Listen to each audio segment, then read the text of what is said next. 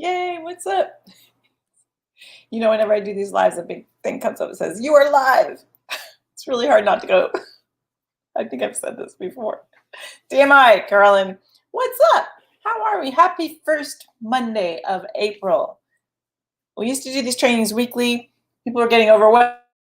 Now we do them every month to jumpstart your month, get us going, move along. Wait, I can't see your chat. Hold on. Let me move things around here so I can see your chat. What's going on? Tell me everything. Tell me everything. Wait, chat. There we go.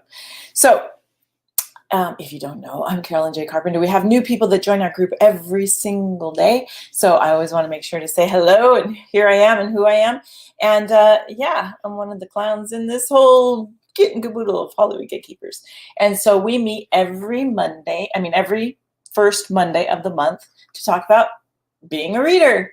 That's why we're here, right? Hollywood Gatekeepers, talking about the reading process. So if you have questions, feel free to leave them in the chat. We are streaming both live on Facebook and YouTube because we're fancy.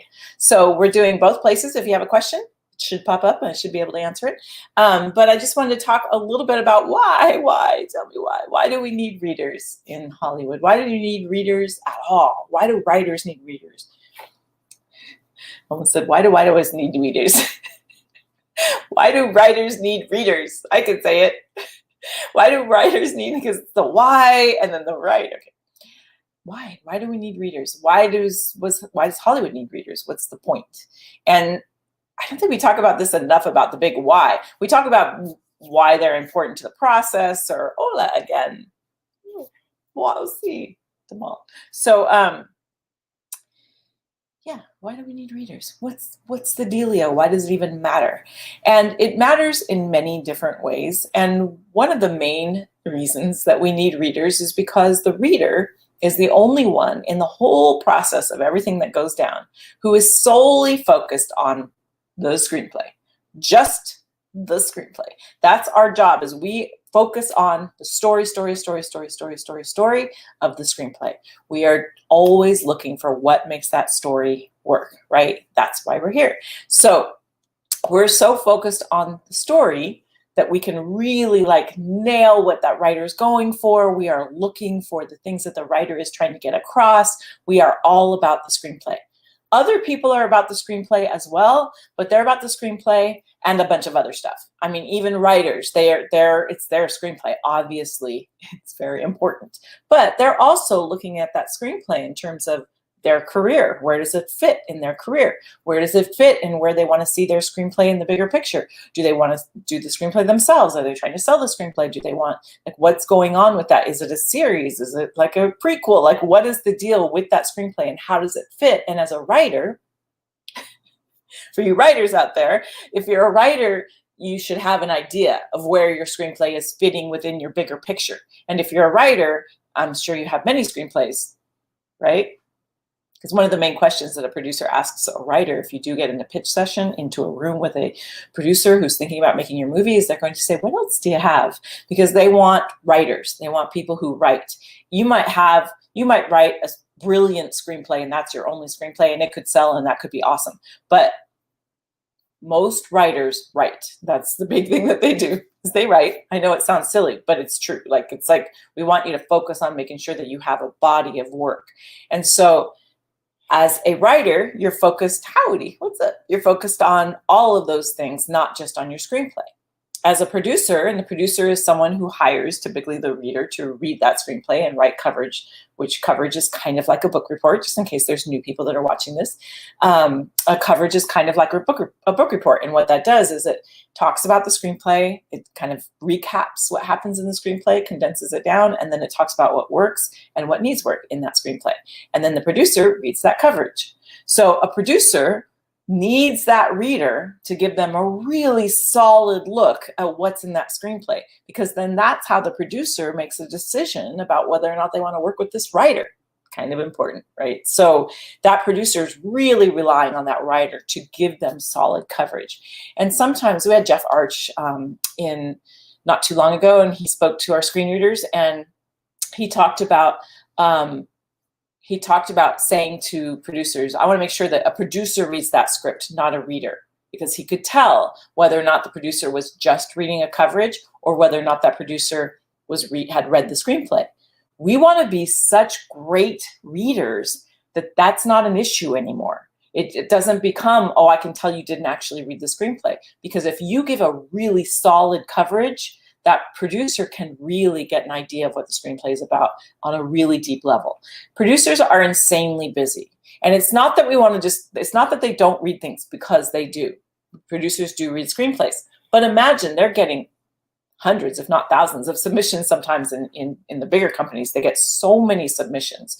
And so there's no way that one producer can read all of those screenplays and, meet with writers, meet with agents, meet with people, get the deal going, raise the money for the deal, hire the crew, hire the cast, get the director on board. They can't really do all of that and read all of the screenplays.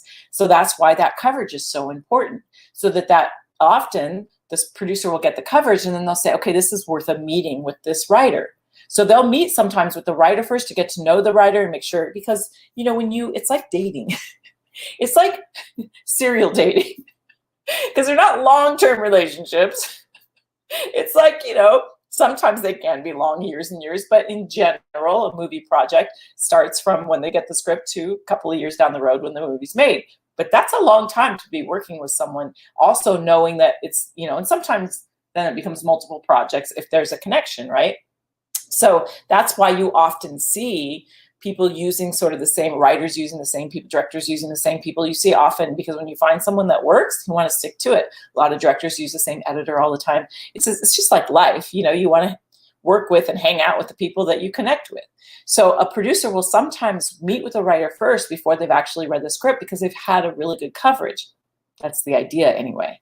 And so they'll get the kind of make sure before they actually spend that initial time really diving into that script. So that producer is clearly focused on a lot of things, right? Their own career, for one thing, as well as the project, the script, the people involved in the project, the people that are putting on. They're so amazing in the way that they juggle relationships and the way that they juggle money and the way that they just they're just action. They're total action heroes, producers are. So as a reader, being able to really be that conduit for that producer so that they have a really strong sense of what's going on with that screenplay is really important. And producers also spend not hundreds, it's never hundreds, it's always at least thousands and sometimes millions of dollars to get that movie produced. Hiring a reader to read a screenplay in the very beginning stages is really smart, to get that reader and get that opinion before they spend some big amount of money on a project. So that's why the reading process is really important on the production side, on the producer side. And so sometimes a reader will read a screenplay and they'll give their initial notes. Sometimes they'll read it and then the producer will meet with the writer and decide, okay, we're going to move forward, and then there'll be notes. And then sometimes that reader will also get the rewrite. Sometimes it kind of becomes a circle that way. Sometimes it's just one, you do that and then it goes off and you never see it again. There's very many, many, many different scenarios it could be as a reader, but it's a really important process. And you might think that there's if everyone becomes readers, there's just not enough projects. And I just pulled this number last night because it's changing so rapidly. So in IMDb, which is the source, right, for Internet Movie Database, the source for all things, looking at production companies, looking at movies, what things people are making. I just pulled this number and I just put it someplace. Here it is. There are now 750,622 companies listed on IMDb. Those are distribution companies, managers, agents, production companies. 411,352 of those are production companies. That's not counting. There's I didn't pull this number, the new number, because that number just a few weeks ago was a couple thousand less than that. So it's growing. It's constantly growing. More and more people are wanting to make movies. All of those people use readers. Distribution companies use readers. Finance companies use readers. Lawyers, agents, managers. So many people use that reader for that first step. So it becomes really, really important, right? And I was going to say, there were 2,700 of those production companies are networks, which means that they're looking at a whole, that's just one company with production companies that are within that. It's enormous. There's a lot of people out there really wanting and needing readers. And so it's important, really important for us at Hollywood Gatekeepers to train readers that can really step up and be that conduit. Because really at the heart and soul of what a reader is a champion for that writer. We are a support system for producers. It is a job of service. You take yourself out of it. You are looking at a screenplay. It's not about you. It's not about how smart you are. It's not about how clever and how many movies you've seen. It's about you looking at that screenplay, taking yourself out of it, and writing about the screenplay. That's what your job is as a reader. So those producers, those people that have hired you, you are that support system. They can lean on you. They know that they're going to get a coverage from you that really, really captures the voice of this writer. And then you've got the writer. There are our children, the writer that we really want to like embrace. We want them to feel safe. I know it's called Hollywood Gatekeepers, which implies that it's a big old, get smart walls coming down. But really what it is a place of love and service for that writer and that screenplay.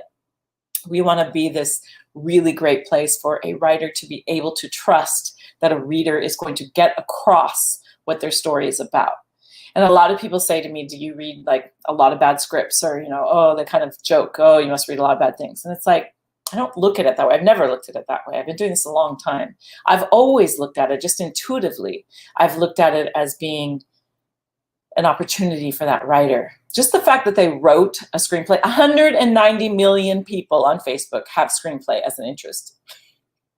190 million people on Facebook have chosen that screenplay as one of the things that they're interested in. That's not just movies. That's another level, right?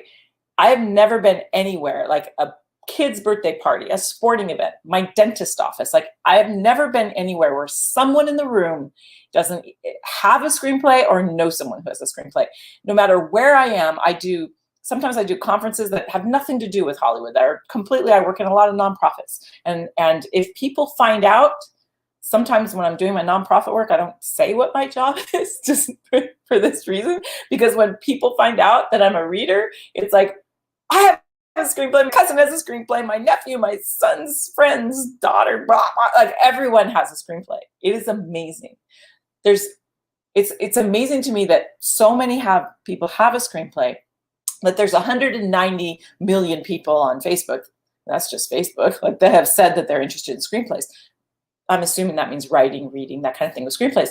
Yet, and this is a lot of people, but like the Nickel Fellowship, one of the, the mothership of contests, one of the biggest contests there is that can really, really launch your career if you do well. That has, I shouldn't quote this, but it's like 10,000 entries probably, or probably more than that now, 15,000 entries, which is a lot. But in comparison to the 190 million, that's a drop in the bucket, right? So the person that finished that screenplay, like we need to respect them. Well done. You finished your screenplay. Congrats. We need to start from there because so many people say they have a screenplay. If I had, oh my goodness, the amount of people that have said to me, I have an idea for a screenplay you can write. And I'm always like, awesome, because that's the easy part, right? You're just writing it. The idea, that's the tough part. I'm sorry to mock it, but I've heard it so many times that it's like, yeah, go write that screenplay then, because that's the people that hunker down and actually get her done. We want to support them. We want to be like, you are amazing, and I love that you did this, and I'm going to do everything I can to make it even better. And then we focus in on their story, and we look and we look and we look for the hidden gem. If we're looking at all these screenplays, someone once asked, what if I hate everything? One of my favorite questions we've ever gotten. Well, two of my favorite questions. One is, can't you just give me a job without all the hassle? I love that question. And it's like, nah, no, sorry. There's going to be a little bit of hassle. That's just part of life. I could give you a job with some hustle, maybe. But I don't know about hustle. But my other favorite question is, what if I hate everything? And that's a legitimate question to ask if you're wanting to be a reader. What if I just don't like any screenplays, right? If that's the case, I'm sorry, but it's you. It's not the screenplays.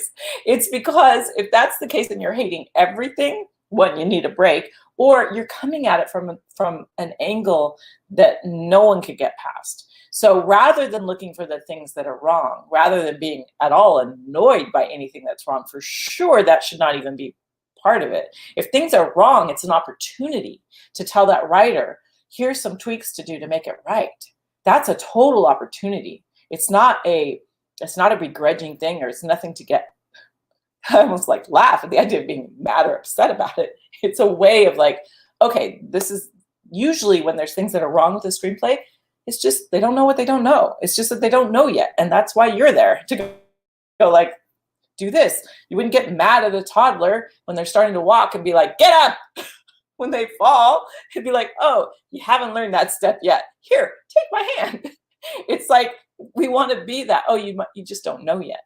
And then sometimes you'll get a screenplay that the pieces are right, the formatting's right, they have kind of the basics together, but there's just something amiss about it. And those are the ones that really can light you up. And when you approach it from, what's wrong with this screenplay? Yeah, you'll hate everything.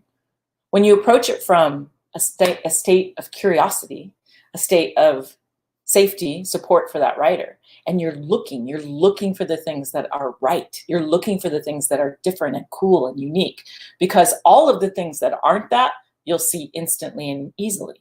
It's the things that, what can we do to pull on that thread of the writer's voice? What can we do? You'll see sometimes influences of a writer who's clearly a Tarantino fan or clearly a Sorkin fan. And you can see that what's happening in their writing as they're influenced by that. And some people go, well, that's a knockoff. They're just trying to be. No, that is a beginning. That is a stone where they're just starting to step and go like, here's an authentic writer that I relate to, and I'm going to dive into their style. But within that is their voice. And your job as the reader is to reach past whatever their influences are, whatever books they've read on screenwriting that has then produced the screenplay, and whatever you can do to reach beyond that to pull them out.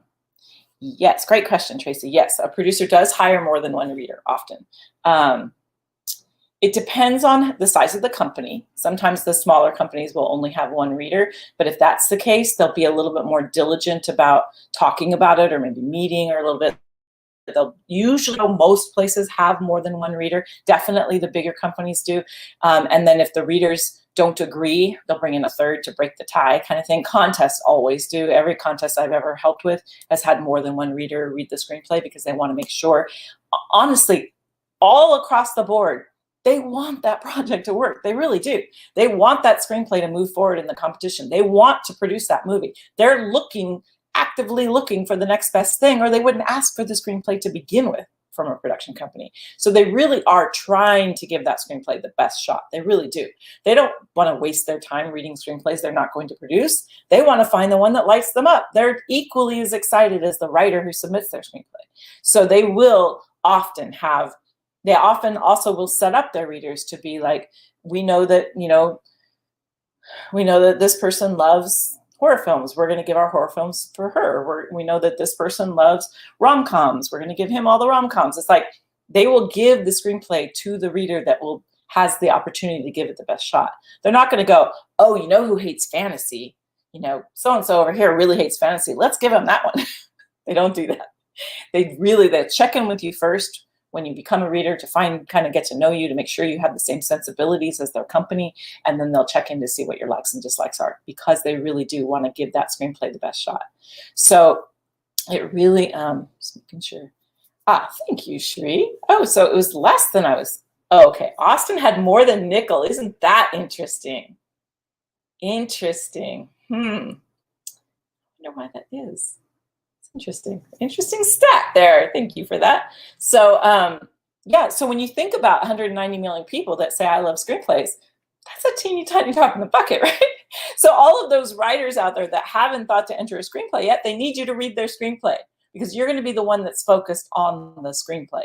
And the other thing is, if you're a writer and as a reader, two things. If you're a reader and someone like a producer, or think of a scenario. So someone gives you their screenplay and they say, I don't need you to tell me what it's about. I just need the notes. Like, tell me what it is. Push back and say, actually, it might be best if I give you the synopsis of what the screenplay is about, as well as what all of the notes that I have. Because sometimes you learn more about that synopsis than you do about the notes, because if the reader writes a story and they say, this is what happened in the story, and you think your story is about mom and they think your story is about the son, then you know, oh, wait a minute, that story is not getting across. So I always push back on a producer when they say, oh, notes only. It's like, especially if it's kind of the first go around. If they've had coverage before, then maybe not, because they've kind of already got the story done, but in general. So, and as a writer, I behoove you, if you're going to get your screenplay covered, to get that synopsis as well as the comments on it. And so a lot of writers will reach out to friends, family, mom, someone to read their screenplay and give them feedback. I don't really recommend this. It's definitely fine. It's a way to get started. But here's two pitfalls I just want you to be aware of if you do this. And as a reader, it's always good. I always have people I don't know read things that I'm involved in, because it takes me out of it. So your mom is going to be so excited that you wrote a screenplay that her notes are going to be a tad skewed. But even a friend or an acquaintance or someone that you know who's not trained as a reader. Now, readers are a little bit better at this. There still can be issues there, but they won't take you out of it. You need that reader to take you out of it. And if it's your best friend, no matter how well the screenplay works, they're always going to see you in between it. They're always going to have a vision of the writer and the screenplay. And as a writer, you want to take yourself out of it. And as a reader, you want to take yourself out of it. When someone's reading a coverage, they should not have any sense of who the reader is, what kind of person the reader is, what gender the reader is, how old the reader is. That is not a factor in your coverage. It's not how funny and smart and clever and well-read you are. It's about the story. So when we're reading that coverage, we don't come from a place of I think. It's not about what you think. It's about Joe and his story that he's going through. So it's like really taking the right reader out. Same is true in my opinion. This is all from the experience that I've had. As a writer, you want to take yourself out. We don't want to be aware that you're sitting at the keyboard. We never want to visualize that when we're reading your screenplay. We only want to visualize what we're seeing on the screen.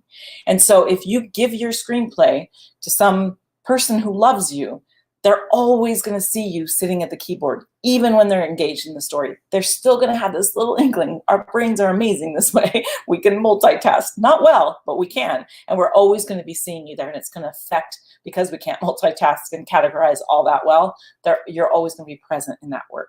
And so I really think it's important that you pull that out and really get someone who isn't a friend and is a professional to look at your work before you submit it places. And as a reader, it's your job. So if you do have a friend ask, do your best to pull yourself away from knowing that person. Don't take what you know about that person and apply it to the screenplay. It can be a real challenge. The more you do it, the easier it gets, but you want to pull them out of it. Yeah, I think it might be Sheree because Nicole's perceived harder, and also it is the cream of the crop for sure. And then I think the other thing is that I do believe, don't quote me on this, but I do believe that Austin, well, no, I think they're both the same. I was going to say that they categorize, that they have a comedy version and that they're very categorized, whereas Nicole, you know what genre it is, but it's not quite as categorized. I believe it's all one thing, but don't quote me on that. It's been a while.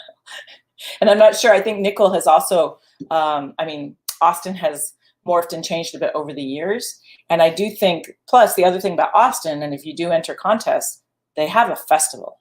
And so it's very exciting to go to the festival, especially if you're a finalist, because you can go, you can say I'm a finalist, you can meet people. It's such an opportunity. Whereas Nicole has, if you're, they do luncheons and things for the top people. But even if you're just, a quarterfinalist or whatever in the Austin Film Festival, you can go to the festival and you can make something out of that. Yeah, very categorized. Thank you, Joy, for sure. So thought that was right. She says with confidence. So no quotes taken. Awesome. Well, I heard over Hollywood Gatekeepers. So I hope that makes sense as to why the readers are so important. I really think that they're important, and we are advocates for you as readers. I will advocate this. I will sing it from the rooftops. Now I'm starting to go into Clubhouse. This is what I think. And really like being producers, use readers. If you don't use a reader as a producer, Why? Why would you not take that chance? Why would you take a chance on a film that hasn't been through a professional look? So I really think that they're very important to the process. I really think that all of those over 500,000 companies that are in IMDb should all have readers. So that's why we're very passionate about training readers, so that you can be that conduit for writers, champion for that writer, and that just solid support system for a producer. That's why we're here. That's why we do the free trainings. We have more. When you scroll through, or you just look at videos in our Facebook group, you can see more videos. If you're on the YouTube channel, there's hundreds of trainings on the YouTube channel. You can go ahead and scroll through, binge watch as many trainings as you want, all kinds of topics in there. And then we also have our masterclass now, where we have now, it is on demand, so that you can watch it at your convenience. So you can go ahead and go to hollywoodgatekeepers.com/masterclass. Let me put that up quick. And so if you want to take the masterclass, she says with confidence, wait, I did create it, I didn't save it. You can go to Hollywood. Have you ever tried to type when someone's watching you type? Well, you can't see me, but it's not pretty. Gatekeepers.com. I mean, we really try to hide what it's called. Masterclass. Banner. There we go. Ta-da! Did I spell that right? Good. So yeah, so you can just, and maybe you guys can put that in the chat there. You can go there, and that will give you all the details about what it is to be a reader. It really, like, we lay it out. Like, we even go down like the day in the life, compensation, all the little details about being a reader. You can take that. It's totally free. And then let us know when you have questions in there. We have a Q&A. We give you tools. It's really cool. So, oh yeah, so definitely. Thank you, Joy. Yeah, Austin has been growing and growing and growing. We actually had the script coordinator from there come and talk to our screen readers about exactly what they look for in their readers and how they approach the whole process. They're just the real deal there. Stage 32 is a great resource. Austin Film Festival is a great resource. They're just real people trying to make real opportunities for real writers, just like we are. So there's I mean, honestly, that's been my experience of working in Hollywood. It's real people creating real opportunities for real voices to be heard. And that's why I'm so passionate about it. So that's a perfect way to end this segment, and we will see you. We'll be here again. We'll do trainings throughout the month, but for sure we'll see you the first Monday of May. Have a great day, you guys. We'll see you in the masterclass.